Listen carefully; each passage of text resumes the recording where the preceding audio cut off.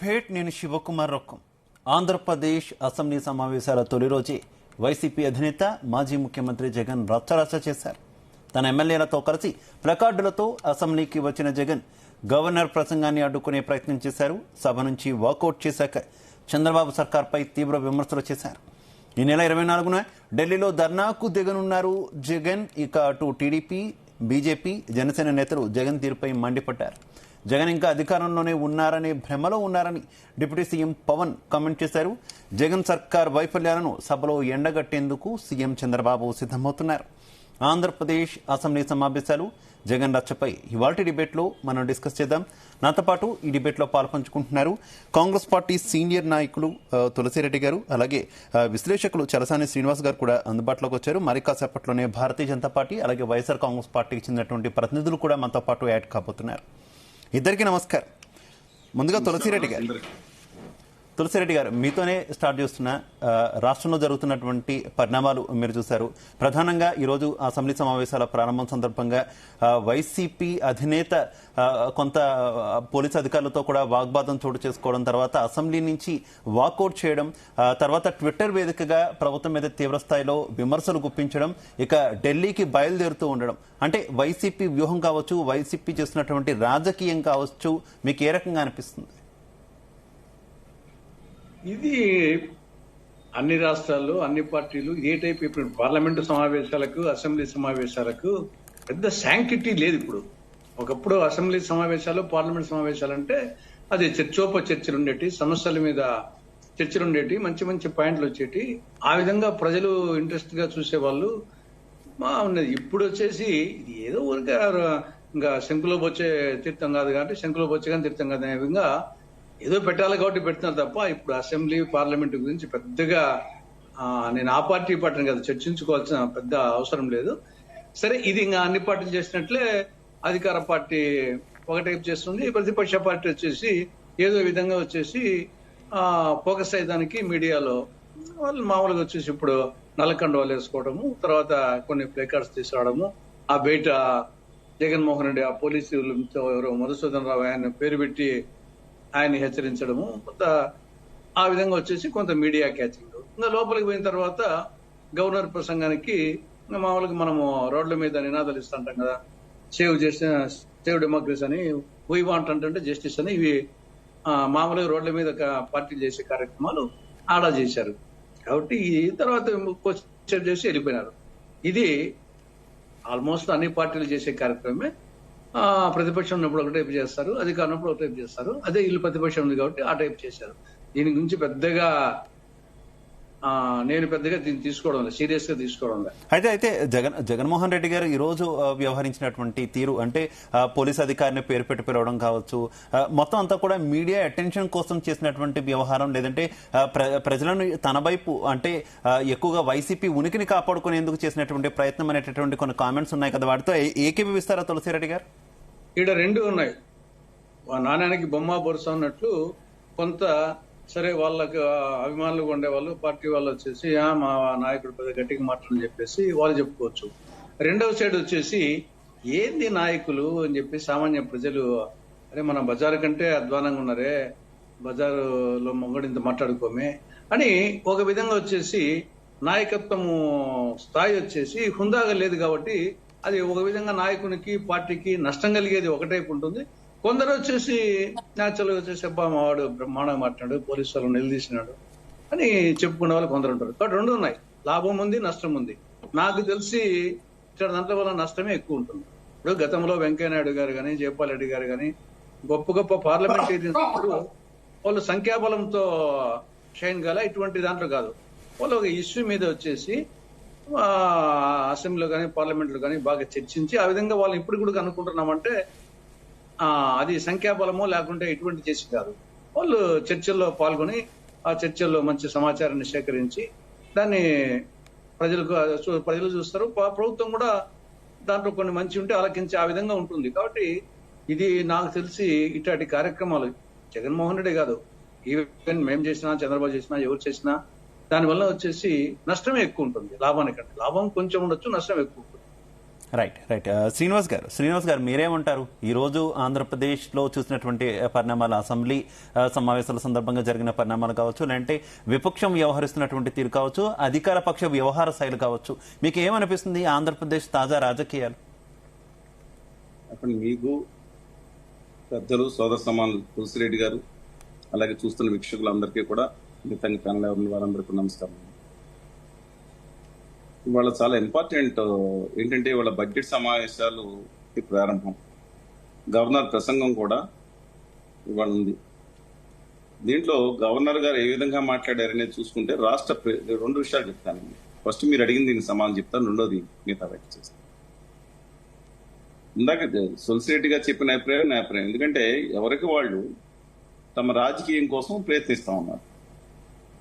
జగన్మోహన్ రెడ్డి గారు దానికి అతిథులు కాదు కాబట్టి ఆయన ప్రతి ఆపర్చునిటీని దాన్ని వాడుకోవడానికి చూస్తారు కాబట్టి సహజంగా ఆయన చూశారు. అధికార పార్టీ కూడా వారు నిన్న నుంచి ఏదైతే ప్రచారం చేస్తున్నారో వారు దాంట్లో ఉన్నారు. ఎక్కువ బాధ్యత అధికార పార్టీ, ఎందుకంటే అధికార పక్షానికి 164 సీట్లు ఉన్నాయి, 11 సీట్లు ప్రతిపక్షానికి ఉన్నాయి. అది గుర్తింపు లేని ప్రతిపక్షం కాబట్టి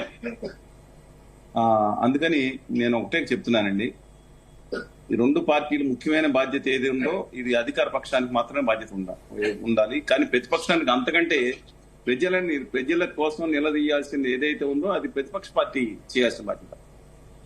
నేను ఈ సమావేశాలు చూస్తుంటే ఇద్దరు కూడా ఒకళ్ళ మీద ఆవేశాలు చూపించుకుంటా మొత్తం సమస్యను పక్కదారి పట్టించేట్టు కనపడుతున్నారు.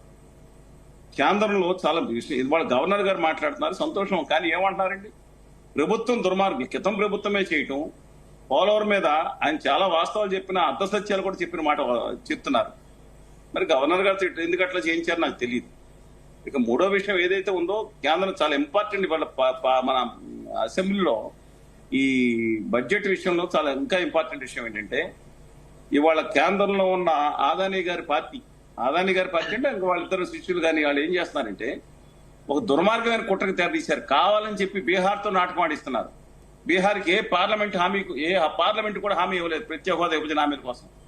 బీహార్తో అడిచి వాళ్ళకి ఇవ్వాల్సిన అవసరం లేదని ఆంధ్రప్రదేశ్ ని ప్రజల్ని సర్వనాశనం చేయడానికి ఆదానీ గారి పార్టీ చూస్తుంటే దాని మీద నిలదీయాల్సిన అసెంబ్లీ, దాని మీద నిలదీయాల్సిన ప్రతిపక్ష నాయకులు నేను ఎక్కడికి వెళ్ళిపోతున్నానండి. ఇవాళ వాళ్ళ మీద జరుగుతున్న ఏదైతే ఉందో దౌర్జన్యకాండ డెఫినెట్ గా మనం ఖండించాల్సిందే. ఎవరైనా సరే ఇంతకుముందు అధికారంలోకి తెలుగుదేశం పార్టీ ప్రతిపక్షంలో ఉండగా అప్పుడు చేసినప్పుడు ఖండించాలి, ఇప్పుడు ఖండిద్దాం. నేను రెండో విషయం లేదు, ఆ విషయంలో జగన్మోహన్ రెడ్డి గారు కొన్ని పార్టీని కాపాడుకోవాలని బాధ్యత. కానీ ముందర ఇవాళ ఢిల్లీకి వెళ్తా ఉంటే ఇవాళ ఆంధ్రప్రదేశ్ అసెంబ్లీ ఏం చేస్తున్నారు మీరు అని చెప్పాలి. ఓ పక్కన కుట్రకి తెరదీస్తా, ఒక రింగ్ రోడ్లు 4 ఇచ్చాను, ఇంకోటి ఇచ్చాను, ప్యాకేజ్ ఇస్తాను, దిక్కుమాలిన ప్యాకేజ్ ఇస్తాను, నాశనం పట్టిస్తాను భవిష్యత్తుని అంటా ఉంటే దాని మీద ఎన్ని బాధలు వచ్చినా అవమానాలు వచ్చిన అసెంబ్లీ కూర్చోవాల్సిన బాధ్యత ఉంది. ప్రతిపక్షానికి ఉంది. డిఎంకేకి 2 సీట్లు వచ్చినాయి. ఒకటి 1000 లైట్స్ కాన్స్టిట్యూన్సీలో కరుణానిధి గారి దగ్గర ఇంకో సీట్ ఆయన రాజీనామా చేసి పక్కెళ్ళినా ఆ పార్టీ అసెంబ్లీలో చాలా అద్భుతంగా అంటే ఒక సభ్యుడితో కూడా వ్యవహరించిన రోజులు ఉన్నాయి. అందుకని 11 శాసనసభ్యులు ఎంతమంది ఉన్నారు, ఎంత సమర్థవంతంగా వ్యవహరించారు. ఒకవేళ వాళ్ళు అన్యాయం చేసి ఇవ్వకపోతే కనుక ప్రభుత్వం చూస్తుంది. జయప్రకాష్ నారాయణ ఒక సభ్యుడు ఉన్నప్పుడు ఎలాంటి ఈ ప్రాతినిధి ఎంత స్పీకర్ గారు ఇచ్చారు చూసాం. అందుకని it's not a big issue అండి. అందువల్ల కేంద్రంలో చేసే దుర్మార్గం ఈ కుట్ర ఈ సమావేశాలను జరగబోతుంది. మళ్ళీ ఒకసారి చెప్తున్నాను, బడ్జెట్ సమావేశాల్లో అమరావతి కావాలి మా అందరికీ, దానికోసం పోరాడాం, నిలబడతాం. కానీ అది సర్వస్వమే కాదు. అందుకని దీని మీద దృష్టి పెట్టాల్సింది అసెంబ్లీలో. అలాగే రైతుల సమస్యలు, వర్షాలు వస్తున్నాయి, విష జ్వరాలు అసెంబ్లీలో ఏదైతే మన గిరిజనుల కోసం, ఆదివాసీ కోసం ఏదైతే ఉందో అవన్నీ కూడా మనం మాట్లాడుకోవాల్సిన సందర్భం, అది నిలదీయాల్సిన సందర్భం, న్యాయం చేయాల్సిన సందర్భం, అసెంబ్లీని బహిష్కరించాల్సిన సందర్భం కాదు ఇది. అది ప్రతిపక్ష పార్టీ అంటే వీళ్ళిద్దరూ ఇప్పుడు కాంగ్రెస్ పార్టీకి లేకపోవచ్చు, లేదా కమ్యూనిస్ట్ పార్టీలో 4 మంది ఉన్నా వాళ్ళ శాసనసభలో ఖచ్చితంగా నిలదీసే దమ్ము ఉండేది పక్షాలందరికీ. దురదృష్టం ఈ 2 పార్టీలు కేంద్రంలో ఉన్న ఆదానీ గారి పార్టీకి పూర్వం భారతీయ జనతా పార్టీలో మంచి పార్టీ ఉండేది కొంతకాలం, వాజ్పేయి గారి నేతృత్వంలో, శ్యాంప్రసాద్ గారి నేతృత్వంలో హిందూ సభ ఉండే. ఇవాళ ఆదానీ గారి పార్టీకి ఉన్న 2 శిష్యులు. ఇవాళ వీళ్ళ చేతిలో కబంధ హస్తాలు చిక్కుపోతున్నాయి. తెలుగు వాళ్ళ ఆత్మగౌరవాన్ని ఆంధ్రలో తెలుగు జాతి కోసం సింగరేణి కాలేజ్ గురించి మాట్లాడాలా, తెలుగు బిడ్డలు ఆంధ్ర నుంచి విశాఖ ఉక్కు కర్మాగారం నుంచి తెలంగాణ బిడ్డలు మొత్తం తెలుగు బిడ్డలే మాట్లాడాల్సి. ఈ సందర్భంలో రెండు రాష్ట్రాల మీద అలాగే 5 గ్రామాల విషయం 33 గ్రామాల విషయం మాట్లాడాలి. ఏం జరుగుతుంది? 1,69,000 నిధుల గురించి మాట్లాడాలి. కేంద్ర ప్రభుత్వం రావద్దని మాట్లాడాలా. పలాయన వాదం చేస్తే లేదా దాష్టీకం చేస్తే రెండు రాష్ట్రానికి నష్టం అని నా నిశ్చిత అభిప్రాయం అండి. రైట్. తులసిరెడ్డి గారు, ఈరోజు మీ పార్టీ రాష్ట్ర అధ్యక్షురాలు షర్మిల కూడా మాట్లాడారు వైసీపీ వ్యవహార శైలి మీద. అంటే ఢిల్లీలో చేయబోతున్నటువంటి 24న వైసీపీ ఆధ్వర్యంలో జరగబోతున్నటువంటి ధర్నాకు సంబంధించి కూడా ఆమె నిలదీసినటువంటి పరిస్థితి. ఎందుకు అసెంబ్లీ నుంచి తప్పించుకోవడానికి ఇది ఒక ప్రయత్నమా, లేదంటే మీ ఉనికి చాటుకోవడానికి ఒక ప్రయత్నమా, ఒక మంచి అవకాశాన్ని కోల్పోతున్నారంటూ కూడా షర్మిల మాట్లాడారు కదా, ఏమంటారు? అవును, ఆవిడ రైజ్ చేసిన అంశాలన్నీ కరెక్టే. ఇప్పుడు ఆవిడ రైజ్ చేసిన అంశాలేమి, ప్రజెంట్ అసెంబ్లీ సమావేశాలు జరుగుతున్నాయి. అవి కూడా 5 రోజులే, ఈ రోజు నుంచి 26 వరకు. కాబట్టి అసెంబ్లీ సమావేశాలు జరిగేటప్పుడు అసెంబ్లీని ఎగ్గొట్టి ఢిల్లీలో అసెంబ్లీ సమావేశాల తర్వాత అవగాహన చేయొచ్చు కదా, ఈ 5 రోజులు అటెండ్ అయ్యి. కాబట్టి దానికి ఆన్సర్ లేదు. కాబట్టి ఎప్పుడు దానికి సమయం సందర్భం ఉంటుంది. ఇప్పుడు అసెంబ్లీ సమావేశం జరిగినప్పుడు అది చేయడం అనేది ఒక తప్పు. రెండవది, రాష్ట్రంలో ఉత్తరాంధ్ర, గోదావరి జిల్లాలు, కృష్ణ ఈ యొక్క వరదలు, అధిక వర్షాలు, వరదలు విపరీతమైన నష్టం జరిగింది. అటు పంటకు కానీ, పశు నష్టం కానీ, రోడ్లకు కానీ, మౌలిక సదుపాయాలకు. కాబట్టి ఈ నేపథ్యంలో ఒక ప్రతిపక్ష పార్టీగా, ఇన్నాళ్ళు అధికారంలో ఉన్న పార్టీగా రైతుల దగ్గరికి, ప్రజల దగ్గరికి వచ్చేసి పోవాలి కదా, క్షేత్రస్థాయిలో పర్యటించాలి కదా. పార్టీ కూడా పర్యటించాలా, కానీ వాళ్ళకు కూడా బాధ్యత ఉంది కదా. అది ఎగ్గొట్టి వచ్చేసి ఢిల్లీకి పోవడం అనేది రెండవది. మూడవది, ఏనాడైనా గతంలో 5 సంవత్సరాల పాటు హక్కుగా రావాల్సిన సమస్యలు కేంద్రం నుండి రాష్ట్రానికి, అది ప్రత్యేక హోదా కావచ్చు, మిగతా వచ్చేసి బుందేల్ఖండ్ తరహా స్పెషల్ డెవలప్మెంట్ ప్యాకేజీ కానీ, కడప జిల్లా స్టీల్ ప్లాంట్ కానీ, విశాఖ మెట్రో, విజయవాడ మెట్రో, పోలవరం, దీంట్ల మీద గతంలో చేస్తే ఢిల్లీ కదా, కేంద్ర ప్రభుత్వం ఇవ్వాల్సిన అంశాల మీద 5 సంవత్సరాలు ఎప్పుడైనా చేసావా? కనీసం ఇప్పుడైనా చేస్తున్నావా? ఇప్పుడైనా ఆస్తుల మీద కాదు, ఢిల్లీలో చేస్తా ఉండేది. కేంద్ర ప్రభుత్వం రాష్ట్రానికి చేసిన అన్యాయాల గురించి చేస్తా ఉంటే దానికి కొంత వ్యాలిటీ ఉంటుంది. గతంలో చేయలేదు, ఇప్పుడు చేయలేదు. నాలుగవది వచ్చేసి, నువ్వు ప్రధానంగా వినుకొండ ఇష్యూ మీద చేస్తున్నావు. ఓవరాల్ గా లా అండ్ ఆర్డర్ ఒక టైపు, వినుకొండ నువ్వు ప్రకటించిన వినుకొండలో వచ్చేసి అది జరగకూడదు, అది లా అండ్ ఆర్డర్ ప్రాబ్లమే. కానీ అది పార్టీల పరంగా జరిగింది కాదు, అది వ్యక్తిగతంగా జరిగింది. ఆ రషీదు జలీలు మధ్య వ్యక్తిగతంగా, మధ్యలో మద్యము వ్యక్తిగతం. కాబట్టి అది కూడా జరగకూడదు. లా అండ్ ఆర్డర్ ను కాపాడాల్సిన బాధ్యత ప్రభుత్వాందే. కానీ అది పార్టీకి ఆపాదించడం, దాన్ని బేస్ చేసుకుని అక్కడ చేయడం అనేది. కాబట్టి ఇవన్నీ శర్మిలమ్మ గారు రైట్ చేయడం జరిగింది. దీనికి డెఫినెట్ గా వచ్చేసి జగన్మోహన్ రెడ్డి దగ్గర ఆన్సర్స్ లేవు.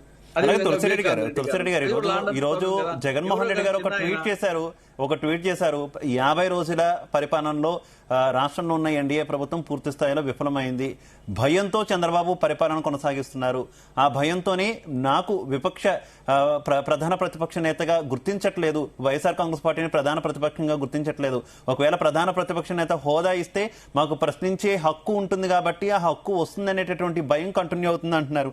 ఏంటి ప్రధాన ప్రతిపక్ష హోదా? ఈ ఒక్క హోదా చుట్టూనే జగన్మోహన్ రెడ్డి అంతగా ఎక్కువగా వ్యాఖ్యలు చేస్తున్నటువంటి పరిస్థితి. అంటే హోదా ఇస్తేనే అసెంబ్లీకి హాజరవుతారా?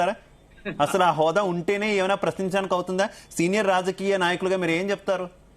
నేను అదే చెప్పాను. ఇప్పుడు గతంలో వెంకయ్యనాయుడు గారిని, జయపాల్ రెడ్డి గారిని, మిగతా జయప్రకాష్ రావు వీళ్ళందరూ వచ్చేసి వాళ్ళకేం ప్రతిపక్ష నాయకుల, కానీ వాళ్ళు బ్రహ్మాండంగా వచ్చేసి అసెంబ్లీలో మాట్లాడారు. ఈ రోజు కనుక్కుంటున్నాం. అదే నెంబర్ 1. రెండవది వచ్చేసి, గతంలో పి జనార్దన్ రెడ్డి, గతంలో ఉమ్మడి ఆంధ్రప్రదేశ్ లో ఆ రోజు కాంగ్రెస్ కు 26 సీట్లు వచ్చినాయి. అయినప్పటికీ వచ్చేసి ప్రతిపక్ష నాయకుడు హోదా ఇవ్వలే పి జనార్దన్ రెడ్డికి. ఆయన CLP leader, Congress legislative party leader గా ఫేమస్ అయినాడు. ఆయన ప్రతిపక్ష నాయకుని హోదా లేదు. కానీ ఇప్పటికీ కూడా వచ్చేసి ఆ రోజు నుంచే సిఎల్పీ లీడర్ అనేది దానికి చాలా పాపులర్ వచ్చేసింది అన్నమాట. అంటే ఇక్కడ సరుకు సత్తా బట్టి ఉంటుంది తప్పనిచ్చేసి ఏం ప్రతిపక్ష నాయకుడు అంటే ఇంకా మిగతా అందరూ వచ్చేసి ఎమ్మెల్యేస్ ఓన్లీ ముఖ్యమంత్రి ప్రతిపక్షం ఇద్దరే కూర్చుండరా అసెంబ్లీలో, మిగతా ఎమ్మెల్యేలు ఉండరా? ఎమ్మెల్యేలు ఆ పక్క ఈ పక్క మాట్లాడరా? మంత్రులు మాట్లాడరా? కాబట్టి ఇది అర్థం పర్థం లేనటువంటి వ్యవహారము. నీకు అందులో ప్రతిపక్ష నాయకుడిగా నీకు రూల్స్ ప్రకారంగా కేంద్రంలో కూడా 2014లో కాంగ్రెస్ పార్టీకి ఇవ్వలేదు, 2019 లేదు, ఇప్పుడు వచ్చింది. కాబట్టి ఇది ప్రతిపక్ష నాయకుని హోదాలు అంటే 10% ఉండాలా, అవి లేవు. కాబట్టి అందువల్ల పార్లమెంట్ లో గతంలో కాంగ్రెస్ రాలేదు, ఇప్పుడు వచ్చింది ఉన్నాయి కాబట్టి ఇక్కడ లేదు కాబట్టి ఇవ్వలేదు. కాబట్టి అది ప్రతిపక్ష నాయకునిగా ఉంటేనే చేస్తానని ఇది అర్థం పడుతున్న వ్యవహారం. అది అతని బలహీనత తెలియజేసిన తప్పనిచ్చేసి అతని అంటే జగన్మోహన్ రెడ్డి, ఎమ్మెల్యే జగన్మోహన్ రెడ్డి, నాయకుడు జగన్మోహన్ రెడ్డి, వైకాపా నాయకుడు జగన్మోహన్ రెడ్డి కంటే ప్రతిపక్ష హోదా అనేది ఎక్కువనే అతను తన వీక్నెస్ పెడుతున్నాడు. తన వల్ల పదవికి అలంకారం రావాలి కానీ పదవి వల్ల అలంకారం కాదు. నాయకులు రెండు విధాలుగా ఉంటారు. తన వల్ల పదవి అలంకారం వచ్చే వాళ్ళు నాయకులు కొందరు, పదవి వల్ల తనకు అలంకారం వచ్చే నాయకులు రెండో వాళ్ళు. కాబట్టి మొదటి తరగతి వాళ్ళు అది నిజమైన నాయకుడు. ఆ నాయకుని వల్ల పదవికి అలంకారం రావాలా. కాబట్టి మహాత్మా గాంధీకి ఏ పదవి ఉన్నది? ఆయన వచ్చేసి ఏమన్నా భారత రాష్ట్రపతి లేకుంటే ప్రధానమంత్రి, కానీ జాతిపిత అనుకుంటాం కదా.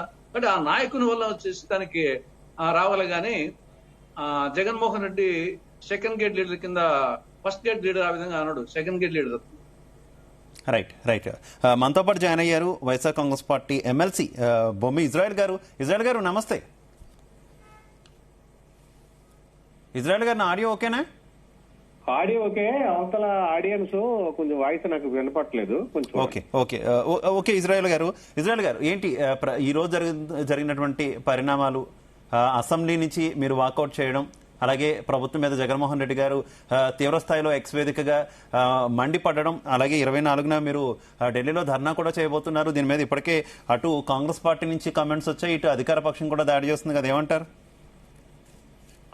సార్, ప్రభుత్వం ఏర్పాటు చేసిన తర్వాత సుమారు 40 రోజులు అయ్యేటప్పటికీ ఈ రాష్ట్రంలో విపరీతమైనటువంటి దాడులు, హత్యలు, అత్యాచారాలు జరుగుతున్నాయని చెప్పేసి వైఎస్ఆర్ కాంగ్రెస్ పార్టీ అభిమానుల మీద కానీ, వైఎస్ఆర్సీపీ కాంగ్రెస్ కార్యకర్తల మీద కానీ, నాయకుల మీద కానీ, లేదు వైసీపీ వైఎస్ఆర్ విగ్రహాల మీద కానీ, లేదు దళితుల మీద కానీ, అంబేద్కర్ గారి స్టాట్యూల మీద కానీ విపరీతమైన దాడులు జరుగుతున్నాయి.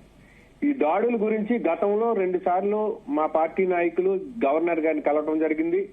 ఈ రాష్ట్రంలో దాడులు జరుగుతున్నాయి, ఈ రాష్ట్రంలో జరుగుతున్నటువంటి అన్యాయాలను అరికట్టండి అని చెప్పేసి 2 సార్లు చెప్పడం కూడా జరిగింది.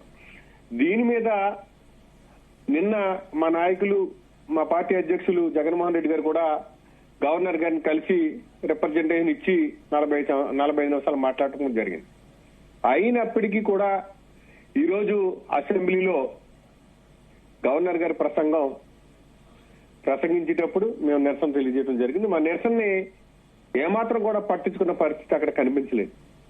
దాని మీద సేవ్ డెమోక్రసీ, ఈ రాష్ట్రాన్ని కాపాడండి, ఈ రాష్ట్రంలో నియంత్రిత పాలన జరుగుతుంది, ప్రజాస్వామ్యాన్ని కాపాడండి, శాంతి భద్రతలను కాపాడండి అని చెప్పేసి మేము నిరసన తెలియజేయడం జరిగింది. దాని మీద గవర్నర్ గారు ఎక్కడికి పట్టించుకోకుండా వారు ప్రసంగం కొనసాగించడంతో మేము వాకౌట్ చేశాం. అయితే ఈ కార్యక్రమం ఇలాగుండగా ఎల్లుండ 24వ తేదీన ఢిల్లీలో ధర్నా కూడా చేయడం జరుగుతుంది. ఇది జాతీయ మీడియా దృష్టికి తీసుకెళ్లడం జరుగుతుంది. ఈ రాష్ట్రంలో అసలే వీళ్ళలో పరిపాలన 164 సీట్లు ఇచ్చి వీళ్ళకి కూటమి ప్రభుత్వానికి ఇచ్చినప్పుడు వీళ్ళ రాష్ట్రంలో ఉన్నటువంటి సమస్యలను మాట్లాడాలి, వీళ్ళు ఇచ్చినటువంటి వాగ్దానాలను మాట్లాడాలి, వీళ్ళు ఇచ్చినటువంటి వాగ్దానాలను అమలుపరచాలి. అది తప్పించుకోవడానికి ఈ రోజు ఈ కార్యక్రమం చేస్తున్నారని చెప్పేసి మేము అందరం అనుకుంటున్నాం. అయితే ఇజ్రాయెల్ గారు ఆబ్వియస్లీ ప్రభుత్వంలో అధికారంలో ఉన్న వాళ్ళు తామిచ్చినటువంటి హామీలు నెరవేర్చకపోతే మీరన్నట్టే తప్పించుకోవాలనేటటువంటి ప్రయత్నాలు చేస్తూ ఉంటారు. కానీ విపక్ష పాత్ర ఏంటి? వాళ్ళు తప్పించుకొని తిరుగుతున్నారు అన్నప్పుడు అవన్నీ చర్చకు వచ్చేలాగా, చర్చించేలాగా, చర్చలో ఉండేలాగా, ప్రజల మధ్య ఉండేలా చేయాల్సిన బాధ్యత మీదే కదా. ఓ పక్క ఆంధ్రప్రదేశ్ లో అసెంబ్లీ సమావేశాలు జరుగుతుంటే ఒక ప్రత్యేక హోదా అంశం కావచ్చు, ఇతర అంశాలు కావచ్చు, ప్రజల దృష్టికి తీసుకెళ్లే ప్రయత్నం చేయాల్సిన మీరు కూడా ఢిల్లీ బాట పట్టి రాష్ట్రంలో రాష్ట్రపతి పాలన విధించాలి, ఈ రకమైనటువంటి ధర్నాలు చేస్తే ఏ రకంగా ఉంటుంది? ఏమంటారు సార్? ఇప్పుడు రాష్ట్రంలో ప్రతిపక్ష పాత్ర పోషించవలసిన అవసరం ఖచ్చితంగా మా పైన ఉంది. కానీ కూటమి ప్రభుత్వం కనీసం ప్రతిపక్షాన్ని కూడా గుర్తించకుండా, మా నాయకుడికి ప్రతిపక్ష హోదా ఇవ్వకుండా వాళ్ళు ఇష్టారాజ్యంగా అక్కడ సీట్ ఎక్కడ కేటాయించాలనే కూడా పరిస్థితి లేదు అసెంబ్లీలో. మరి అసలే ఢిల్లీలో 3 సీట్లు వచ్చినటువంటి ఒక పార్టీకి ప్రతిపక్ష హోదా ఇచ్చారు అక్కడ. అంటే ఇక్కడ పార్టీకి ఇక 11 సీట్లు ఉన్నా లేదంటే అసెంబ్లీలో శాసనమండలిలో ఉన్నా వీళ్ళు అసలే ప్రతిపక్షాన్ని గుర్తించాలి కదా. ప్రతిపక్షాన్ని గుర్తించే వాళ్ళకి మైక్ ఇవ్వాలి కదా. వాళ్ళు మైక్ ఇచ్చే పరిస్థితి లేదు. అలాగని ప్రతిపక్ష నాయకుడిగా గుర్తించే పరిస్థితి లేదు. మీరు మైక్ ఇస్తారో లేదో తెలియదు. దాని మీద అసలు మా స్పందన ఏంటో తెలియాలంటే మీరు ముందు గుర్తించాలి కదా. ఆ గుర్తించకుండా ఎక్కడ మైక్ ఇస్తే ఈ రాష్ట్రంలో జరుగుతున్నటువంటి అన్యాయాల్ని అసంఘటనల్ని ఖచ్చితంగా వెలుగెత్తి చూపుతారో జగన్మోహన్ రెడ్డి గారి భయంతో మమ్మల్ని గుర్తించిన పరిస్థితి. ఇటువంటి అయితే ఇజ్రాయెల్ గారు మీకంటే ముందు కాంగ్రెస్ సీనియర్ లీడర్ తులసిరెడ్డి గారు మాట్లాడారు ఇదే అంశానికి సంబంధించి. ఆయన చాలా కీలక అంశాలు ప్రస్తావించారు. ప్రధానంగా కొంతమంది సీనియర్ వెంకయ్యనాయుడు గారు లాంటి సీనియర్లు అందరినీ కూడా ప్రస్తావించారు. వీళ్ళెవరికి రాజ్యాంగబద్ధమైనటువంటి స్పెసిఫిక్ గా విపక్షంలో ఉన్నప్పుడు ఎవరు గుర్తించకపోయినా కూడా సమర్థవంతంగా ఎదుర్కొన్నారు, ఒక్కరుగా ఉన్నా కూడా ఎదుర్కొన్నారు అంటూ కూడా ఆయన చెప్పినటువంటి పరిస్థితి కదా. ఎందుకు మీరు గుర్తించాలంటున్నారు? ఇన్ కేసు మీరు అన్నట్టు గుర్తించినా కూడా మొత్తం స్పీకర్ పరిధిలో ఉంటుంది. మైక్ ఇవ్వాలా వద్దా, ఎంతసేపు ఇవ్వాలి, ఎంతసేపు ఇవ్వకూడదు అనేది వాళ్ళు ఇవ్వకూడదు అనుకుంటే అసలు ఇవ్వరు. మీరు కేవలం ఆ ఒక్క దాన్ని బూచిగా చూపించి అసెంబ్లీ సమావేశాల నుంచి తప్పించుకోవడం కరెక్ట్ అంటారా? అసెంబ్లీ సమావేశాలను తప్పించుకునే పరిస్థితి కాదు సార్. ఇప్పుడు వాళ్ళు ఓటర్ అకౌంట్ బడ్జెట్ ప్రవేశపెడుతున్నారు. గతంలో జగన్మోహన్ రెడ్డి గారు ఓటర్ అకౌంట్ బడ్జెట్ ప్రవేశపెట్టి ఇప్పటికి 7వ నెల అవుతుంది. 7 నెలల తర్వాత కూడా ఓటర్ అకౌంట్ బడ్జెట్ ఎక్కడ ప్రవేశపెట్టరు. మరి తులసిరెడ్డి గారికి తెలిసే విషయం. 7 నెలలు అయిన తర్వాత ఎక్కడ కూడా ఓటర్ అకౌంట్ బడ్జెట్ ప్రవేశపెట్టే పరిస్థితి అసెంబ్లీలో ఉండదు. ఎందుకంటే మీరు బడ్జెట్ ప్రవేశపెట్టండి. మీరు బడ్జెట్ ప్రవేశపెట్టకుండా ఓటర్ బడ్జెట్ మీద మీరు నడిపేద్దాం అంటే ఎలా నడుస్తుంది ఒకసారి చెప్పండి. అసెంబ్లీలో ఓటాన్ అకౌంట్ అనేది కంటిన్యూగా 7 నెలలు రెండోసారి కూడా ఓటాన్ అకౌంట్ బడ్జెట్ ప్రవేశపెట్టే పరిస్థితి ఎక్కడ ఉండదు. మరి మీరు బడ్జెట్ చూపించకుండా, మీరు ఇచ్చినటువంటి హామీలని నెరవేర్చకుండా, మీరు హామీలని ప్రజలకు ఇవ్వాలి. ఎగ్జాక్ట్లీ ఇజ్రాయెల్ గారు మీరు చెప్పే ఏ అంశంతో కూడా ప్రతి అంశంతో కూడా మేము ఏకీభవిస్తాం. కాకపోతే ఇవన్నీ మీరు అసెంబ్లీలో పోరాడాలి కదా, అసెంబ్లీలో ప్రశ్నించాలి కదా. కూటమి ప్రభుత్వం చాలా హామీలు ఇచ్చింది. ప్రత్యేక హోదా లాంటి చాలా కీలక అంశాలు ఉన్నాయి. ఇవన్నిటి నుంచి కూడా మీరు అసెంబ్లీలో పోరాడితే బాగుంటుంది అనేది అందరి అభిప్రాయం. ఓకే, మళ్ళీ వస్తాం మీ దగ్గరికి. ఖచ్చితంగా పోరాడతాం. మా నాయకుడేమి పూర్తిగా అసెంబ్లీ నుంచి వాకౌట్ చేయలేదు. ఢిల్లీ నుంచి వచ్చిన తర్వాత మమ్మల్ని కూడా వెళ్ళమని చెప్పారు అసెంబ్లీకి. ఖచ్చితంగా కొంతమంది వెళ్తారో అందులో సందేహం లేదు. కానీ వీళ్ళు చేస్తున్నటువంటి పరిస్థితులు ఏంటి, ఈ రాష్ట్రంలో ఏం జరుగుతుంది, అసలు ఎక్కడ ఏంటి దుర్మార్గం ఏంటి, పోలీసు వ్యవస్థ ఏం చేస్తుంది, ప్రజాస్వామ్యం ఏం చేస్తుంది? ఒక్క నాయకుడు, ఒక ముఖ్యమంత్రి గాని, డిప్యూటీ సీఎం గాని, హోంమంత్రి గాని, ఆవిడకి హోంమంత్రి ఇచ్చారు, ఆవిడ గాని ఈ ఇక్కడ జరుగుతున్నటువంటి సంఘటనల మీద ఎక్కడైనా స్పందించిందా? ఎందుకు స్పందించలేదు మీరు? ఎంతసేపు అప్పుడేం జరిగింది, మీ పరిపాలనలో జరగలేదు అంటున్నారు. మా పరిపాలనలో జగన్మోహన్ రెడ్డి గారు ఎక్కడా కూడా సంఘటనలు జరగలేదండి. అందరికీ కూడా క్రమశిక్షణతో ఎక్కడా కూడా ఎవరిని ఏం చేయొద్దని ఇన్స్ట్రక్షన్ ఇచ్చినటువంటి పరిస్థితి. కానీ మీరు ఎక్కడ చూసినా డైలీ 2-3 సంఘటనలు జరుగుతున్నాయి రాష్ట్రంలో. అంటే పోలీస్ వ్యవస్థ పూర్తిగా అదుపు తప్పింది. ఓకే ఇజ్రాయెల్ గారు, మళ్ళీ మీ దగ్గరకు వస్తాను. చలసాని శ్రీనివాస్ గారు ఏమంటారు? ఈ రకంగానే ఇదే వరవడి రాజకీయ పార్టీలు ఇదే వరవడి కంటిన్యూ అయితే ఖచ్చితంగా ఆంధ్రప్రదేశ్ అసెంబ్లీ సమావేశాలు ఏకపక్షంగానే కొనసాగుతాయి. ప్రజల సమస్యలు ముఖ్యంగా చాలా స్థానికంగా ఉన్నటువంటి ఎమ్మెల్యేలు ప్రస్తావించాల్సినటువంటి చాలా సమస్యలు ఉంటాయి. వాటిని ఎవరైతే దృష్టికి తీసుకురారో విపక్షం ప్రభుత్వం దృష్టికి తీసుకురావాల్సినటువంటి చాలా అంశాలు ఉంటాయి. ఇవన్నీ అసలు మొత్తం అసెంబ్లీలో చర్చకు వచ్చే అవకాశం ఉంటుందంటారా మీరు? నా 5 రోజుల్లో ఒక రోజు ఇలాంటి పరిస్థితులు నడుస్తూ ఉంటే ఇది ఏముంటుందండి? ఇవాళ ఖచ్చితంగా నేను మరొకసారి చెప్తున్నాను, ప్రతిపక్ష పార్టీ మీద దౌర్జన్యం చేస్తే ఖచ్చితంగా ప్రస్తావించాలి, తన పార్టీని కాపాడుకోవాలి. కానీ ముఖ్యమైన అంశాలు మీద దారి తప్పితే ఎలాగండి? మోడీ గారి దగ్గర ధర్నా చేయాల్సింది దేని మీద ధర్నా చేయాలి? ఆంధ్రప్రదేశ్ కి అదానీ గారి పార్టీకి సంబంధించిన మోడీ గారు ఆంధ్రప్రదేశ్ లో విద్వేషాలు రెచ్చగొడడానికి ఇంతకుముందు ఎలా ప్రయత్నించారు చూశారు వాళ్ళ పార్టీ వాళ్ళు. ఇవాళ అక్కడ ధర్నా చేయాల్సింది ఏంటి? 11 మంది రాజ్యసభ ఎంపీలు ఉన్నారు. వాళ్ళు వెళ్ళి ఎక్కడ కూర్చోవాలి? మోడీ గారి ఇంటి ముందు కూర్చుని ధర్నా ఆంధ్రప్రదేశ్ హామీలు ఇవ్వండి, విభజన హామీలు ఇవ్వండి అని మాట్లాడుకుని మీరు ద్రోహం చేసే ఆలోచన ఉన్నారు. దిక్కుమాల ప్యాకేజీ మళ్ళీ తీసుకొచ్చేటట్టు ఉన్నారు తెర మీదకే. మేము దీన్ని ఒప్పుకోమని చేసిన తర్వాత వారు there is having every right, ఢిల్లీలో కాదండి ఎక్కడైనా చేసే రైట్ వాడుకుంది. మేటర్ కాదంటే రాజకీయ పార్టీ. కానీ అసలు ప్రాధాన్యత మర్చిపోతే ఇలాగ విష్కరాలు ఉన్నాయి, రైతుల సమస్యలు ఉన్నాయి. ఇవన్నీ కూడా ప్రస్తావించాల్సిన బాధ్యత కూడా ఉంది కదండి. గౌరవ ప్రతిపక్ష నాయకుడు అంటే వాళ్ళు ఎంతమంది ఉన్నా ప్రతిపక్షం యొక్క ప్రజల వాదన వినిపించాల్సిన అవసరం ఉంది కదా. ఇక మీరు ఇందాక మాట్లాడారు శర్మ గారి గురించి ఎంత తక్కువ మాట్లాడుకుంటే మంచిది. మిగతా వాళ్ళ గురించి కాదండి, నేను చెప్పాలంటే 100 చెప్తాను. వారు ఆ వ్యాఖ్యలు చేయడానికి అర్హత లేని, ఎందుకంటే 5 సంవత్సరాల నుంచి ఏం మాట్లాడారని చెప్పాలంటే తల ఉంచుకుంటారు అందరూ. మా హోదా మీద ఏం మాట్లాడారు ఆవిడ? తెలంగాణలో 5 సంవత్సరాల సంబంధం లేదన్న ఆవిడ ఇంకా చెప్తే బాగుండదని అవుతున్నారండి. ఆవిడ కనీసం హోదా ఉద్యమానికి ద్రోహం చేశారు ఆవిడ. ఢిల్లీలో మేమందరం నిర్ణయం తీసుకుంటే అడ్డంగా వెళ్ళి 10 మందితో కలిపి ఏం చేశారో తెలుసు. అందుకని ఆవిడ గురించి తక్కువ మాట్లాడుకుని మంచిది. ఇందాక మీకు ప్రస్తావించగా చెప్తున్నానండి, చాలా చిరాగ్గా కూడా ఉంది. సరే, నేను మిగతా సమస్యలు, ముఖ్యమైన సమస్యల మీద మనం మాట్లాడుకున్నాం. వారు వాళ్ళ అన్నగారి మీద, వాళ్ళ అన్నగారి ఆస్తుల మీద తగులాడుకోవచ్చు, బోర్డునే తగులాడుకుంటారు. కోర్టులో నాకు చెప్పారు కదా, నాకు సాక్షిలో వాటా రావాలని ఆవిడే బహిరంగంగా చెప్పారు. అందుకని వారి సమస్యలు పక్కన పెట్టండి. ముఖ్యంగా వాళ్ళకి కావాల్సింది మిగతా కాంగ్రెస్ పార్టీలో నాయకులు, లేదంటే వామపక్షాలు, వీళ్ళు సభలో ఉండకపోవచ్చు. డెఫినెట్ గా ఆల్రెడీ సభలో ఉన్న వాళ్ళు సీనియర్ మోస్ట్ ఉన్నారు, రాజ్యసభ సభ్యులుగా పనిచేసిన వాళ్ళు ఉన్నారు, ఉసిరెడ్డి గారు లాంటి వాళ్ళు, మంత్రులు ఉన్నారు, మాజీ మంత్రులు ఉన్నారు. వాళ్ళందరినీ కళ్ళలో తీసుకోవాలి. ఇవాళ నేను ఒకటి కోరుకుంటా ఉన్నాను, అఖిల పక్ష కమిటీ చంద్రబాబు నాయుడు గారు వేయాలి. ఇదే పొద్దున జగన్మోహన్ రెడ్డి గారు దాంట్లో పార్టిసిపేట్ చేయాలి. మేము మళ్ళా చెప్తున్నామండి, అది లేకపోతే కానీ జగన్మోహన్ రెడ్డి గారు అందరూ కలిపి తీసుకెళ్తున్నారండి. మిగతా రాష్ట్రంలో ఏ సమస్యలు లేనట్టు ఇది ఒకటే సమస్య వచ్చినట్టు ఇది తప్పు పడుతున్నాం. ఆయన ప్రస్తావించడానికి తప్పు పడటానికి మన అర్థం లేదు. Is having every right to fight for his party and వారి పార్టీ కార్యకర్తల మీద హూమేర్ ఇట్ మేబీ. ఇవాళ అక్కడ జరిగింది, లేదా మహిళల మీద, చిన్నాళ్ళ మీద జరుగుతుంది అంటే ప్రపంచంలో ఇవాళ జరుగుతున్నట్టు, గత 5 ఏళ్లలో బుద్ధుడు నడయాడి అహింసా గీతికలు వినపడినట్టు అది కాదు కదా. అందుకని ఢిల్లీలో వారు చేయాల్సిందని ఆహ్వానిస్తున్నా. మొట్టమొదటిగా చేయాల్సింది అక్కడ ఆదాని గారి పార్టీకి సంబంధించిన కేంద్రంలో ప్రధానమంత్రి గారు మిగతా వాళ్ళని నిలదీయాల్సిన అవసరం ఉందని భావిస్తున్నానండి. ప్రజలకి అందరూ శాసనసభలో, శాసన మండలిలో వారికి ఇంకా వచ్చే బలం ఉంది. బిల్లులు కూడా తూబేతాడు కాదని అసలు శాసన మండలిలో సాధారణంగా కూడా వెళ్లిపోయే పరిస్థితి లేదు. శాసన మండలిలో 38 మంది సభ్యులు, 4-3 వెళ్ళిపోయినా 35 మంది సభ్యులు ఉన్నారు. ఇవాళ ఉన్న 58లో మెజార్టీ ఉంది. అందువల్ల వాళ్ళ స్పీకర్, వాళ్ళ శాసన మండలి చైర్మన్ కూడా వారి పార్టీ వారే. ఇంతకుముందు తెలుగుదేశం పార్టీ ఇప్పుడు వెళ్ళి ఉండొచ్చు. అందువల్ల అక్కడ చాలా గురుతరమైన బాధ్యత పెద్దల సభలో ప్రస్తావించాల్సిన అవసరం ఉంది. అక్కడ రాజ్యసభలో పెద్దల సభలో 11 మంది సభ్యులు. ఈ దేశంలో 4వ అతిపెద్ద పార్టీ వైఎస్ఆర్ కాంగ్రెస్ పార్టీ రాజ్యసభలో. అందువల్ల అక్కడ ప్రస్తావించాల్సిన అవసరం ఉంది. దీన్ని కూడా తర్వాత ప్రస్తావించమండి. రాష్ట్ర ప్రజల సమస్యలు అత్యంత ప్రాముఖ్యమైనవి. ప్రత్యేక హోదా విభజన హామీలో మోసం జరగబోతా ఉంది. మీకు దయచేసి అక్కడ అందరికీ చెప్తున్నానండి, ఈ మోసానికి దిక్కుమాల ప్యాకేజీ ఒకటి తీసుకొస్తున్నారు. దయచేసి మన ఎత్తి మీద గుద్ది బండ్లా పెడుతున్నారు. ఆల్రెడీ భజన మొదలు పెట్టారు కొంతమంది. ఓహో అది వస్తుంది, రోడ్లకు ఇస్తారు, అది ఇవ్వాల్సిన ఉంది. కానీ అత్యంత ఇజ్రాయెల్ గారు కూడా చెప్తాను, దుర్మార్గమైన కేంద్ర ప్రభుత్వం దుర్మార్గమైన కుట్రలు చేస్తా ఉంది.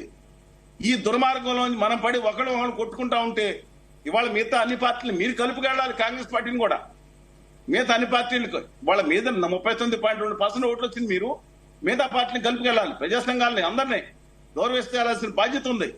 మీరు దాని మీద మీరు ఒక్క పార్టీ కోసం ఉద్యమం చేస్తే రాష్ట్ర ప్రజల కోసం ఎవరు చేస్తారండి? దయచేసి గమనం చెప్పి కోరుతా ఉన్నాను. Right, okay.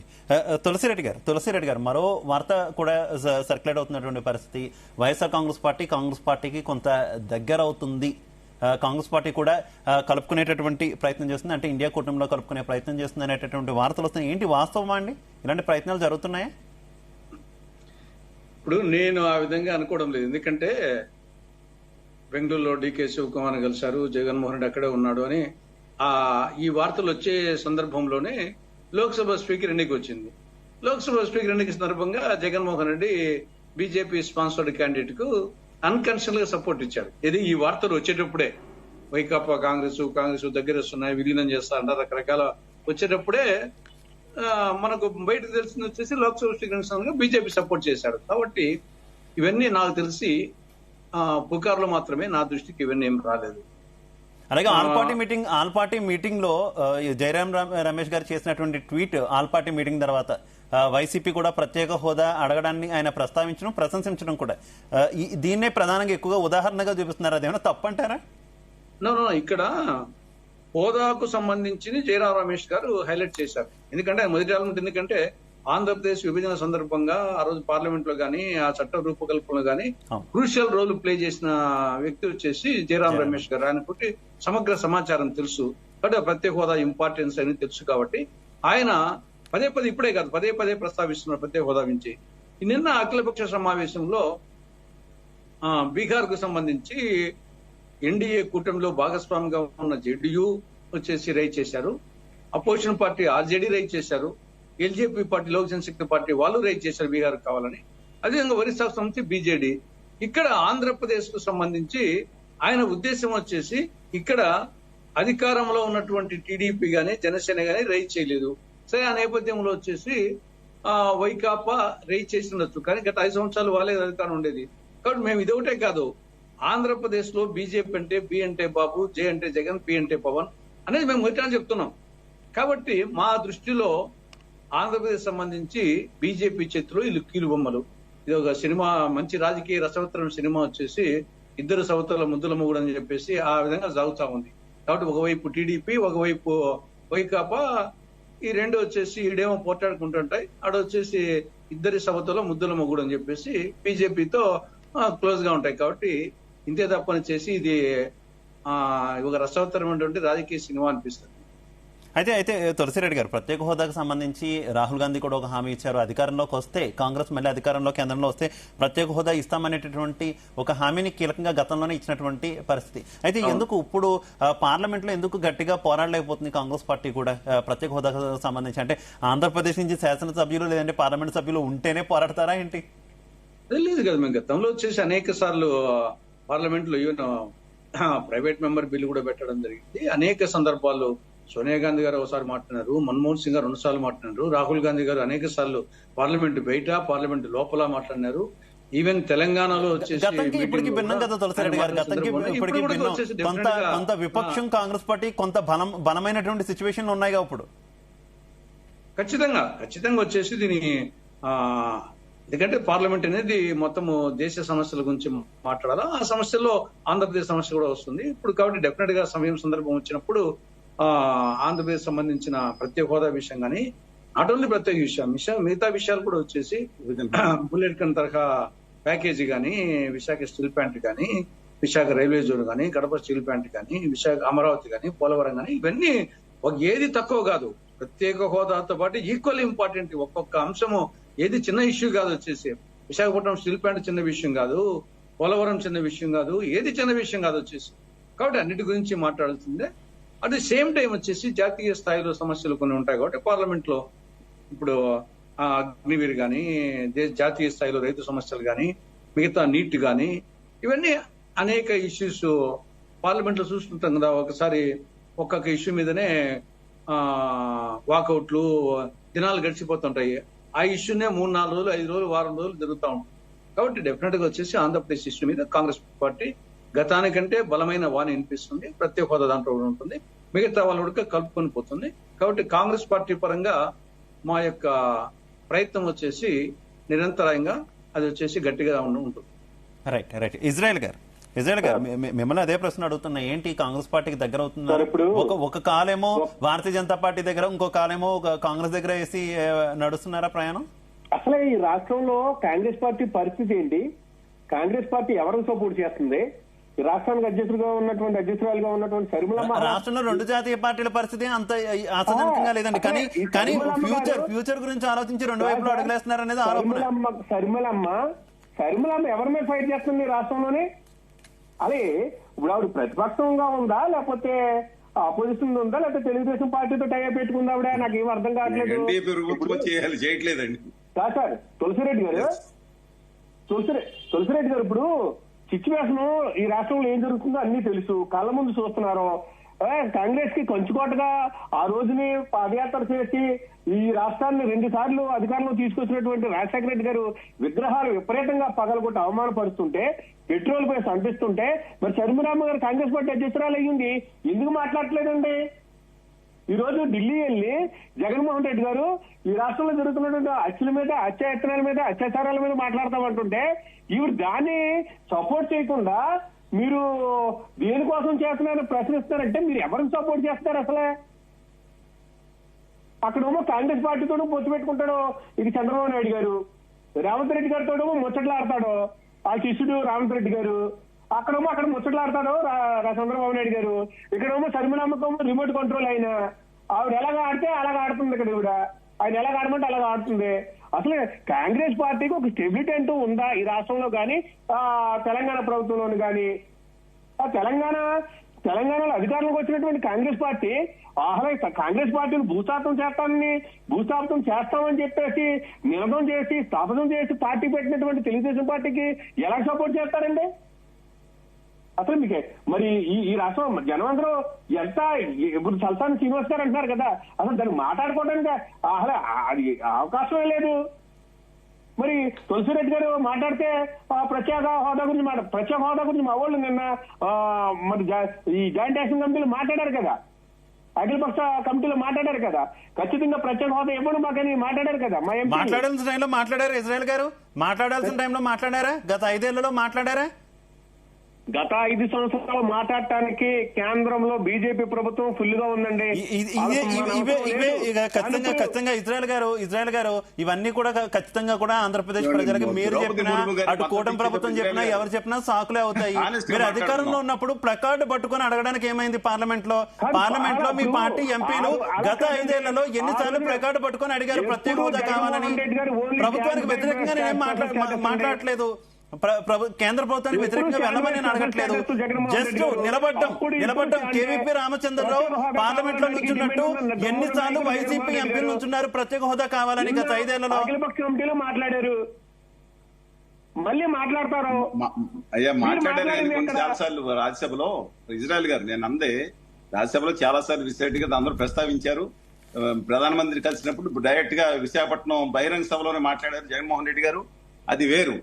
ఎక్కడైతే ఇప్పుడు ఇందాక మీరు అన్నారు కదా మెజార్టీ లేదని, మెజార్టీ లేని సందర్భాలు అనేక బిల్లు వచ్చినాయి, ఢిల్లీ బిల్లుతో సహా అనేక బిల్లులు వచ్చినాయండి. దాంట్లో ద్రౌపది ముర్ము గారికి వచ్చిన వాళ్ళకి మెజార్టీ లేదు, మీతో కలుపుకుంటే తప్ప రాజ్యసభలో కూడా కొన్ని బిల్లులు ఆమోదం పొందవు. అలాంటి సమయంలో నేను అడుగుతున్నాను, దయచేసి మీరు కూడా ఓపెన్ హార్ట్ గా మాట్లాడుతున్నారు కాబట్టి మీరు ఒప్పుకోండి. మీరు లేకున్నా ఖచ్చితంగా ఆ రోజు ఉంది మీ ఆ నాయకుడుకున్న ఒత్తిళ్లు కానీ కేంద్ర ప్రభుత్వం పెట్టే ఏదన్నా గానీ వాళ్ళ మీద ఒకళ్ళ కేసులు పెట్టి వాళ్ళు అదేగా చేయించుకున్నారు. వాళ్ళు మీ మీద పెట్టారు, మీరు చదువు. అందువల్ల నేను చెప్పిన దాంట్లో తప్పుంటే ఇజ్రాయెల్ గారు నిలబడలేదు ఏ రోజు. కానీ ఇప్పుడు చంద్రబాబు నాయుడు గారి చేతిలో ఉంది కదా కళ్ళెము. ఇవాళ ఉందే నేను వారు అడిగింది. చంద్రబాబు నాయుడు గారు డిమాండ్ మీరుండగా ఏం చేశారని అడుగుతున్నారు. మీరుండగా ఆయన అడుగుతామేమండి చంద్రబాబు నాయుడు గారు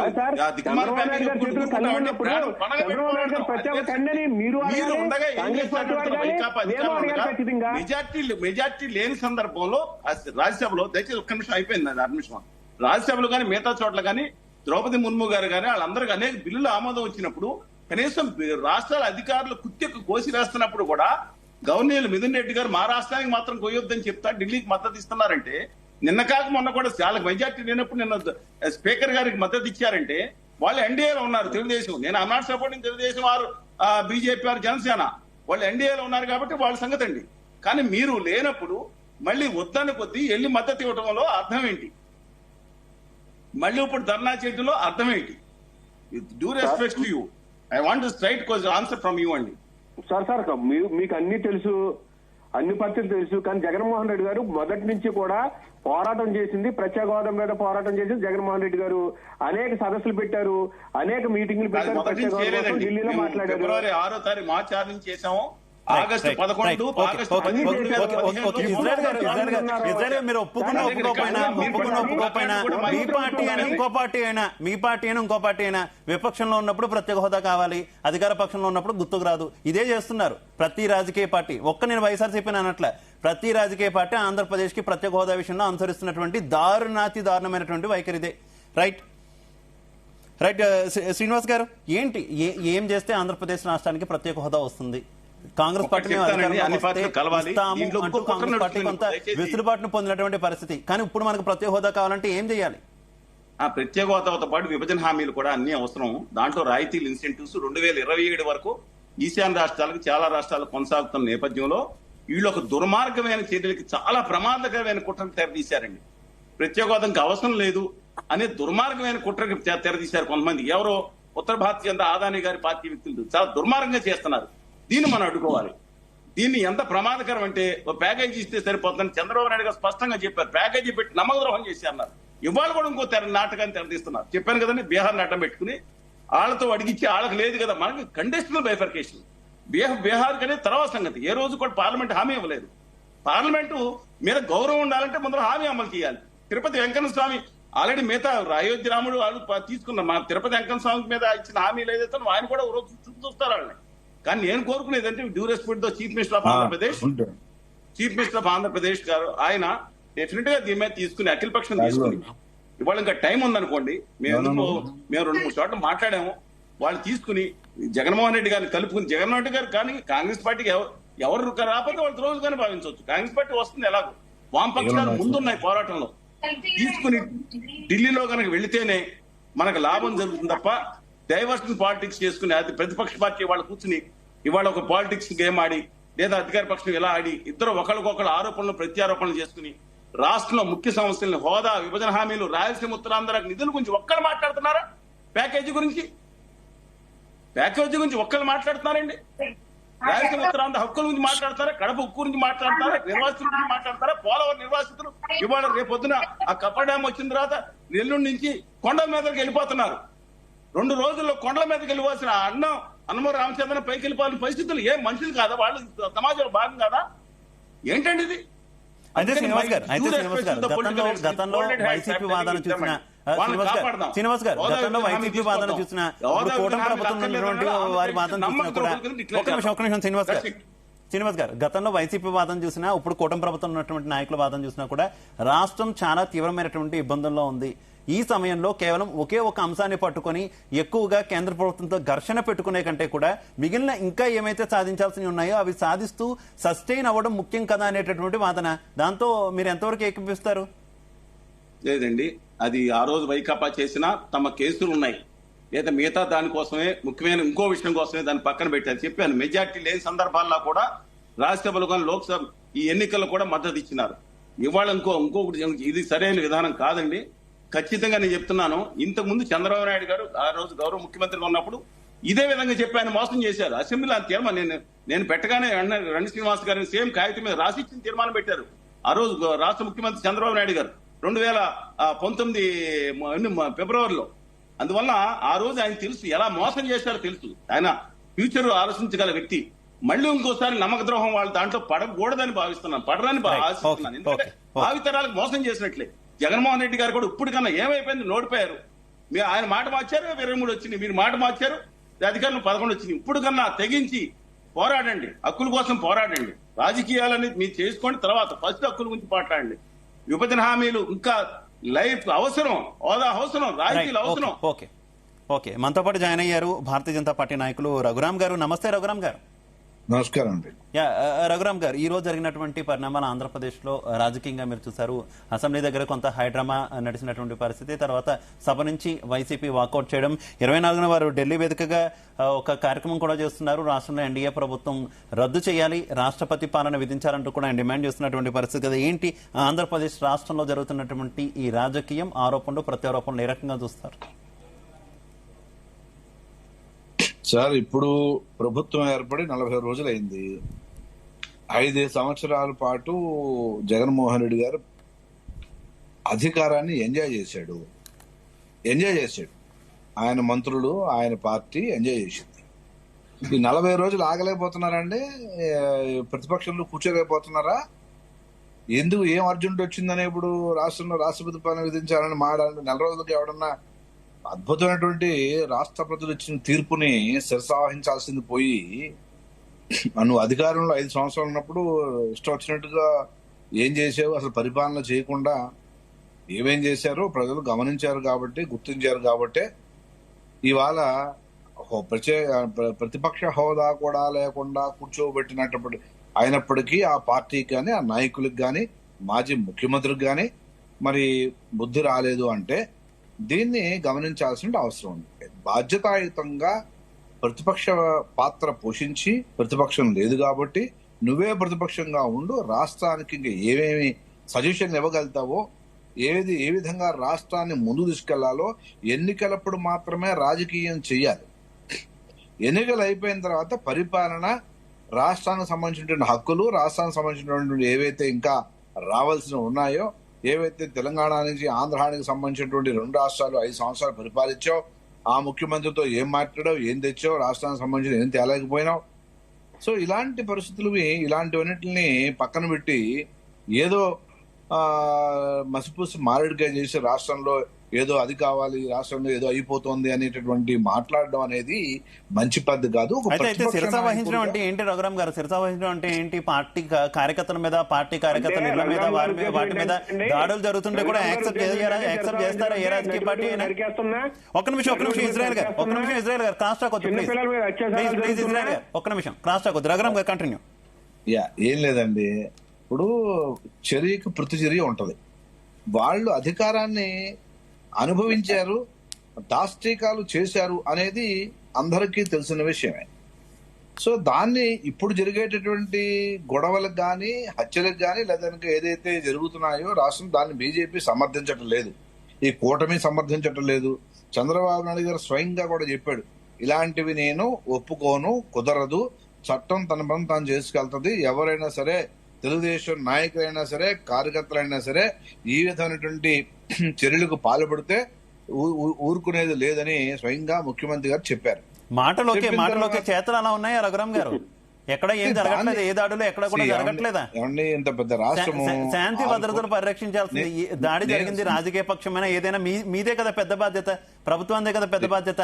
గతంలో జరిగినప్పుడు ఇప్పుడు కూడా జరుగుతూ ఉంటే నష్టపోయేది ఎవరు? డెఫినెట్ గా ప్రభుత్వానిదే బాధ్యత తీసుకోవాల్సిన అవసరం ఉంది. ఖచ్చితంగా ఆ చల్లారుతాయి, ఇంకా బయట చల్లారలేదు, ఆ మెల్లిమెల్లిగా చల్లారుతుంది ఖచ్చితంగా. ఇవాళ ఉన్న పరిస్థితుల్లో చాలా మంది చనిపోవాలి. అక్కర్లా మీరు ఏలేదండి, మీరు అధికారంలో ఏమేమి చనిపోవాలి. దానికి న్యాచురల్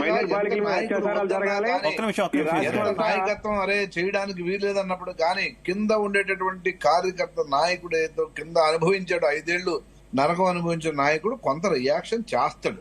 రియాక్షన్ దాన్ని సమర్థించడం గాని కొన్ని చెదురు మదుగు సంఘటనలు జరుగుతాయి అంతే.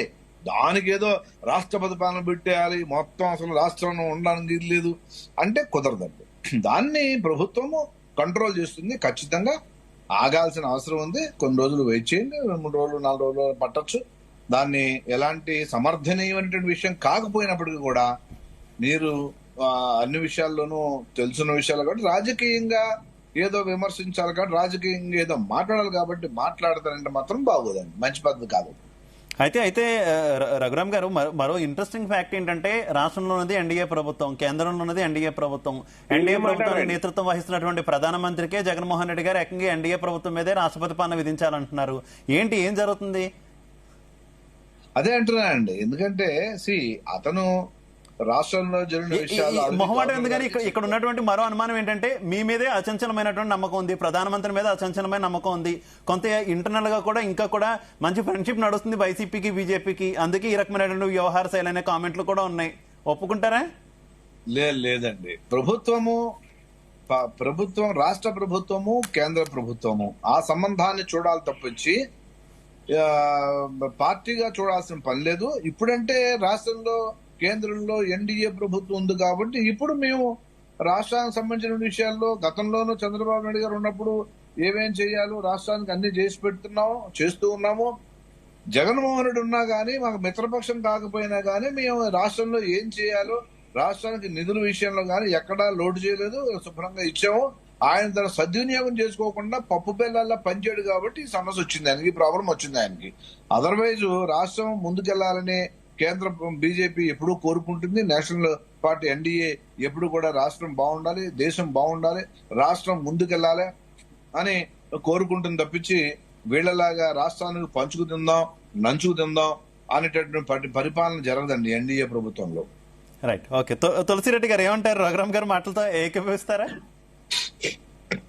ఇప్పుడు రాష్ట్రంలో శాంతి భద్రతల పరిస్థితి డెఫినెట్ గా పెనం మీద నుండి కనకన మండే నిప్పుల పొయ్యిలో పడ్డట్టు తారేది. గతంలో పెనం మీద ఉంటే జగన్ ప్రభుత్వ హయాంలో ఈ ఎన్డీఏ కూటమి, ఈ టీడీపీ కూటమి హయాంలో నిప్పుల పొయ్యిలో పడింది. దీంట్లో ఏమాత్రం సందేహం లేదు. జగన్ పార్టీ ఓటమికి ప్రధానమైన కారణము శాంతి భద్రతలు క్షీణించడమే. ఆ రోజు వచ్చేసి ఒక అరాచక ఆంధ్రప్రదేశ్ అయింది, ఆఫ్ఘనిస్తాన్ లో తాలిబాన్ల పాలన మించిపోయింది, రాక్షస రాజ్యమైంది, ప్రజల ధన మానవ ప్రాణ రక్షణ లేదు అనే ఉద్దేశంతోనే ఓటమికి అనేక కారణాలు ఉన్నప్పటికీ ఇది ప్రధానమైన కారణం వచ్చేసి జగన్ పార్టీ ఓడిపోయేదాన్ని. కానీ ప్రస్తుత పరిస్థితి అంతకంటే అధ్వానంగా తారింది. కొండ నాలుగు మందు వేస్తే ఉన్న నాలుగు ఊడిపోయిన సందంగా తయారు. దీనికి శాంతి భద్రతలు క్షీణించేదానికి మనం ఈ యొక్క 40 రోజులు చూస్తే కొన్ని ప్రభుత్వంగా ఉన్నాయి, ప్రభుత్వ పరంగా, కొన్ని పార్టీ పరంగా ఉన్నాయి, కొన్ని వ్యక్తిగతంగా ఉన్నాయి, కొన్ని అసాంఘిక శక్తుల వల్ల ఉన్నాయి, కొన్ని భార్యాభర్తల మధ్య ఓవరాల్ లా అండ్ ఆర్డర్ క్షీణించేదానికి. దీంట్లో ప్రభుత్వ పరంగా చూస్తే వైకాపా కేంద్ర కార్యాలయాన్ని కూల్చడం అనేది ఇది డెఫినెట్ గా వచ్చేసి ప్రభుత్వ పరంగా రాజకీయ కక్ష.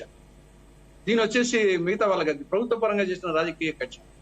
రెండవది వచ్చేసి పార్టీ పరంగా పొంగనూరు ఇష్యూ డెఫినెట్ గా ఇది పార్టీ పరమైన ఇష్యూ. ఒక ఎంపీ తన నియోజకవర్గానికి ఊరికి పోయేదానికి లేనటువంటి పరిస్థితి ఉంటే ఇది చాలా భయంకరమైన పరిస్థితి. రేపు మిథున్ రెడ్డి కావచ్చు, రేపు మీకు రావచ్చు, నాకు రావచ్చు వచ్చేసి. కాబట్టి ఇది పార్టీ పరంగా టీడీపీ వచ్చేసి దానికి ఆన్సర్ చెప్పాల్సిన అవసరం ఉంది. ఇంకా మిగతా అన్నమా వ్యక్తిగతంగా ఇప్పుడు ఈ వినుకొండ ఇష్యూ అది లా అండ్ ఆర్డర్ ప్రాబ్లమే, అది జరగకూడదు, కానీ అది వ్యక్తిగత ఇష్యూ. అది పార్టీకి సంబంధించి జగన్మోహన్ రెడ్డి వచ్చేసి దానికి పార్టీకి లింక్ పెట్టడం తప్పు. లా అండ్ ఆర్డర్ ఫెయిల్గా చెప్పొచ్చు తప్పని చేసి అది వ్యక్తిగత సమస్యను వచ్చేసి పార్టీ పరమైన సమస్యను తీసుకురావడం అనేది వినుకొండ విషయంలో వచ్చేసి జగన్మోహన్ రెడ్డి దాన్ని డైవర్షన్ చేయడం అనేది తప్పు. నాలుగవది వచ్చేసి ఓవరాల్ గా ఈ యొక్క ఈపూరు పాలన సంఘటన గాని, నంద్యాల ముచ్చుమరి సంఘటన గాని, దొరవారి సత్రము, ఇవన్నీ సమాజంలో గత అనేక సంవత్సరాలుగా ఈ యొక్క మద్యము, డ్రగ్స్, గంజాయి, ఈ యొక్క పోర్నోగ్రఫీ, సోషల్ మీడియా, ఇవన్నీ చిన్న పిల్లల మీద కూడా ప్రభావం చూపించేసి అందరు ఈ సంఘటనలన్నింటిలో కూడా మైనర్ పిల్లలు వచ్చేసి రేప్ చేయడము, హత్య చేయడము ఇవన్నీ జరుగుతున్నాయి. కాబట్టి వివిధ కారణాల వలన లా అండ్ ఆర్డర్ ప్రాబ్లం వచ్చేసి సమస్య అయింది. దీన్ని డెఫినెట్ గా రాష్ట్ర ప్రభుత్వం జాగ్రత్త వహించాలా. చంద్రబాబు నాయుడు గారు, పవన్ కళ్యాణ్ గారు చెప్తున్నారు, వాళ్ళ యొక్క క్యాడర్కి వచ్చేసి మంచి సందేశం ఇస్తున్నారు. అయినప్పటికీ జరుగుతూ ఉన్నాయి. దీని గురించి జాగ్రత్త తీసుకోవాల్సిన అవసరం ఉంది. ఇది ఒక యాంగిల్. రెండవది వచ్చేసి ఇంతకుముందు సోదరులు ఇజ్రాయెల్ గారు మాట్లాడుతూ వైఎస్ఆర్ విగ్రహాల గురించి ఫస్ట్ మాట్లాడింది మేమే, ఫస్ట్ మాట్లాడింది శర్మిల గారే. ఇప్పుడు మాట్లాడుతున్నారు వచ్చేసి వైకాపా వాళ్ళు వచ్చేసి.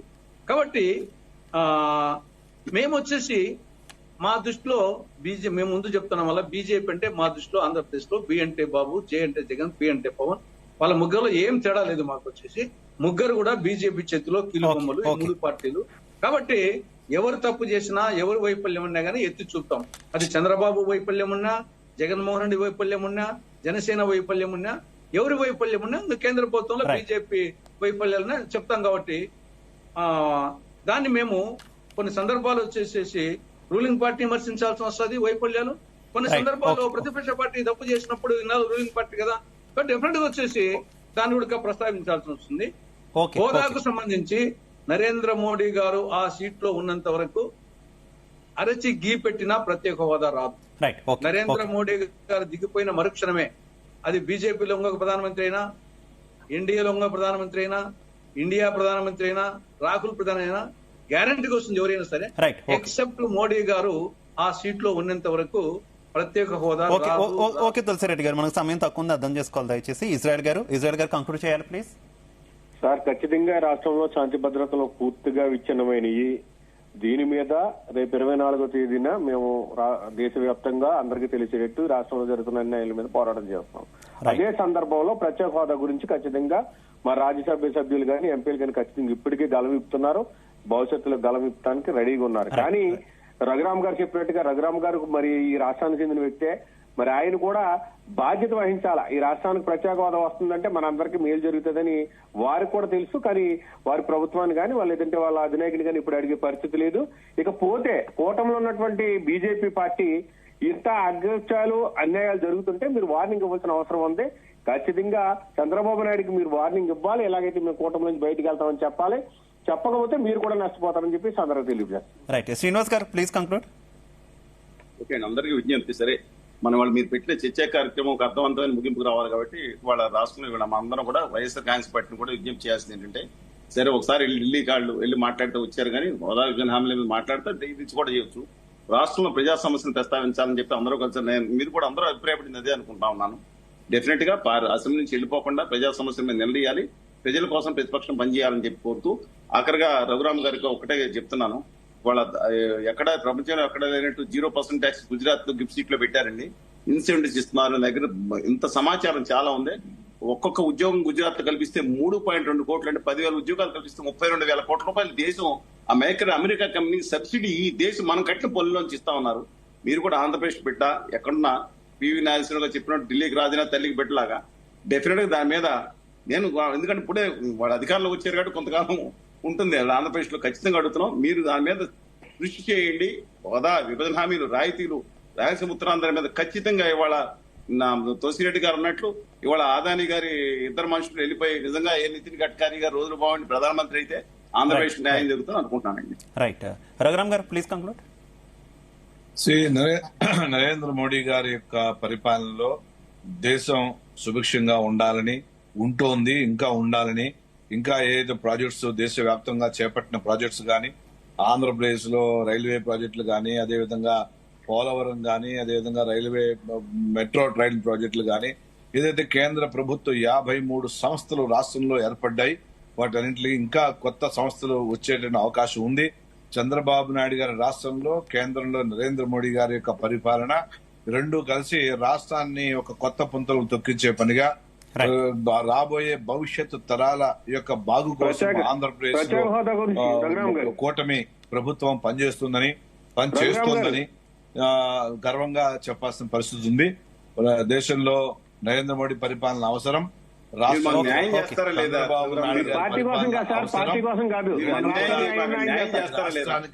ఈ రాష్ట్రానికి చేస్తారు మోడీ గారు, ఆదాని గారు, శ్రీనివాస్ గారు ఇప్పుడు thank you so much Raghuram గారు, thank you so much Srinivas గారు, thank you so much Tulasi Reddy గారు, thank you so much Israel గారు, అందరికీ కూడా ధన్యవాదాలు. ఓవరాల్ గా చూసుకుంటే ఆంధ్రప్రదేశ్ రాష్ట్రంలో రాజకీయ వేడైతే రోజు రోజుకి పెరుగుతుందని చెప్పుకోవచ్చు. ఇక 24న ఢిల్లీ వేదికగా కాకరేపేందుకు వైఎస్ జగన్మోహన్ రెడ్డి సిద్ధమవుతున్నారు. అక్కడ ఆయన ధర్నా చేయబోతున్నారు. అయితే ఇదంతా కూడా మొత్తం డైవర్ట్ చేసేందుకు, పార్టీని బతికించుకునేందుకు వైఎస్ జగన్ చేస్తున్నటువంటి చర్యగా టీడీపీ